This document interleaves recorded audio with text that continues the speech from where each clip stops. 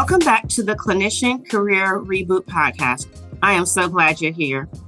If you're new to the podcast or have listened to some past episodes where the podcast name was different, you can tune into episode 48, where I share all about the name change and what we're chatting about this season. The most common complaint I hear from clinicians is applying for all the jobs and not hearing anything back. The ghosting is real. That's why on today's episode, we are going to talk about why creating a signature resume is key in helping to decrease the frustration and burnout in the job search process. Enjoy.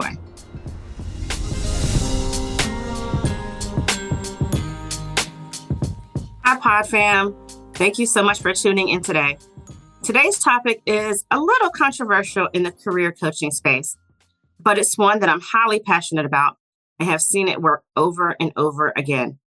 Now, before we get started, if you are in a layoff situation or you're in a more dire need of a job immediately, then this strategy may not work for you.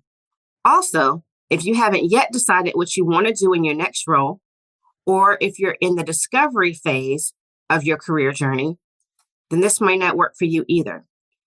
Go back and listen to episode 50, which will help you explore what you may want to do next. If you're currently in a job but are looking for something more fulfilling, want to move non-clinical, know the types of roles you are looking for, and have time to pace yourself, then this is exactly what you need. Creating a signature resume is the key that will decrease job search frustration and is the result of a very focused search. So what exactly is a signature resume? So glad you asked. A signature resume is a resume that you can use over and over to apply for different roles. The reason it works is because you are applying for similar types of roles, so you don't have to change your resume or create a new resume for each role you apply to. In a signature resume, you clearly state the professional title or role that you are targeting, and you have a career summary that highlights all of the value you will bring to the role, how you're the best fit, and the strengths you bring to the table. This value should be so clear that the employer understands why they should pay you top dollar. On a signature resume, you only list your most relevant experience that directly applies to the role that you're applying for, and you limit the content to 2 pages. It is very clear, very concise, and formatted so that it quickly grabs the hiring manager's eyes. Remember that hiring managers are only spending about 6 seconds on your resume. Ouch. The goal of the resume is to get you an interview. That's it. So it has to be compelling enough that the hiring manager wants to learn more about you. And that's where you can shine in the interview.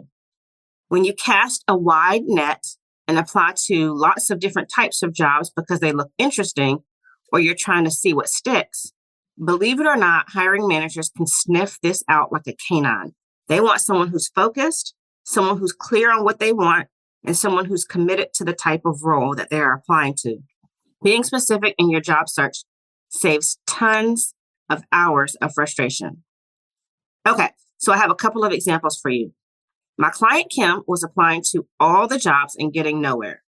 After creating a signature resume, she started landing multiple interviews and ended up accepting a role she really enjoys. So here's what Kim did step by step. First, she tailored her resume to the specific role and how she could contribute. So it's not just about what the company can do for you or them giving you a chance, because you're asking the employer to pay you top dollar for this role. So you want to come across as confident and capable. All right, second thing she did, she changed her objective statement or her professional summary so that it was less about her and her needs, how the potential employer should mentor, train, coach her. Now, should companies do that? Absolutely, they should. But think about it from their perspective. Would you want to hire someone that you had to extensively train and then pay them 6 figures to do that job? It is so important to know and show what you bring to the table and how you can impact the work that that company is doing.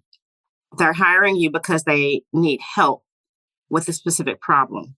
So as a side note, As you get into higher level roles, the onboarding process is less and less because the company is hiring you to solve a problem that they have. If they knew how to solve a problem or that particular problem, they would have, or they wouldn't hire you to do it. So they don't know how to train you. And so that's why it's important to start building your skills if you don't have them with courses and things like that so that you can come and help solve the problem that they're hiring you to solve. This all sounds great, Brandy, but I need some customized help and a strategy for my career journey. If that's you, book a strategy call with me. I'd love to talk to you. Go to definingpointcc.com/strategy. The strategy call is a 45-minute coaching session designed to get to know you, your journey, and your goals, and create a personalized plan for you to follow. You'll receive a written step-by-step guide after the call. To book, go to definingpointcc.com/strategy. I'll also post the link in the show notes. All right, so going back to Kim. So instead of saying this on your resume, I'm looking for a role where I can grow and use my project management skills to impact the client experience. As an example, try this instead. Project management professional, proficient in cross-functional team collaboration, and executing deliverables on time and under budget. It's much more clear, it's very specific, and it will help the hiring manager to see how you're going to add value. All right. So the next thing Kim did was she quantified her achievements. You want to use measurable results, how much, how often, and how quickly. So, for example, led or collaborated with a team that increased patient satisfaction scores by 20% in 10 months. Another example is educated peers on clinical documentation, improvement strategies that increase productivity by 25% in 3 months. And this is so important as you're working on your transferable skills and you're gaining experience and you're creating that portfolio that we talked about in the last episode, that you are really taking the before and after for when you start a project, when you end a project, so that you can then use these quantifiable and measurable results on your resume. And you can talk about it on your interview too. All right. The next thing Kim did was she kept her resume concise. So you want to be very specific. Don't use any fluff. So instead of saying problem solve inconsistent scheduling of staff into a more organized and consistent staffing schedule to improve outcomes and satisfaction for high quality patient care.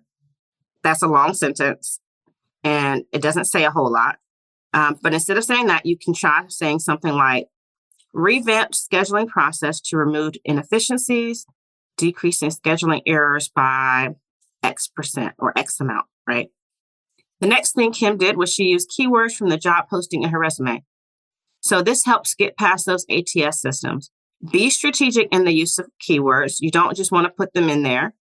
You want to tie them to your transferable skills. And as another side note, don't feel like you have to meet all the job requirements to apply to the job.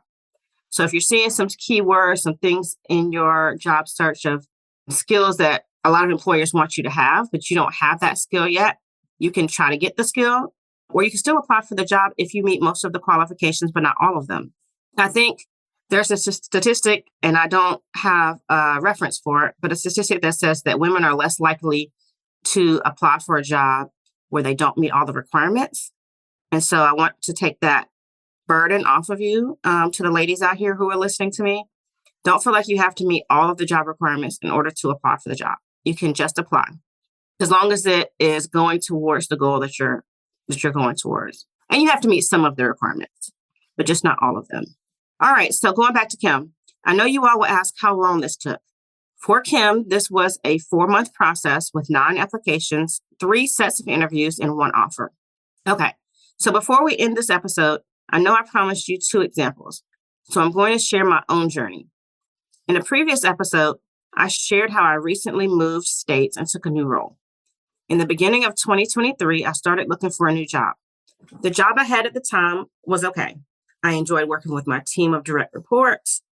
I enjoyed my colleagues. I even had a really good boss. that I enjoyed working with, learning from. I just knew I was underpaid for the work I was doing, and the role had a significant risk management portion that was heavy for me from an emotional perspective, especially when you consider that sometimes there is a negative patient outcome. And so I was looking for a similar type role, just less focused on the risk side of healthcare. So I used my signature resume to apply for jobs. I applied for about five roles over a 6-month period. So for job 1 and 2, I received a generic email response. For job number 3, I had an interview, but no offer. I wasn't the best fit for the role. The good thing about this particular rejection or not getting the job was that the hiring manager actually called to tell me why I wasn't the best fit for the role or what they were looking for. So I appreciated that. Job number 4, I had 2 interviews. I received the offer, but couldn't agree on the money, the salary compensation. And then job number 5, I had 4 interviews. I received the offer and I accepted the job. And that's the role that I'm in now. So this process works. It really works. I hope you enjoy this episode, and I'm cheering you on as you create your own signature resume. Thanks for tuning in to today's episode. For more career transition goodness, check out the show notes section of the podcast. I'll share all the links you need to connect with me and find the resources that you need.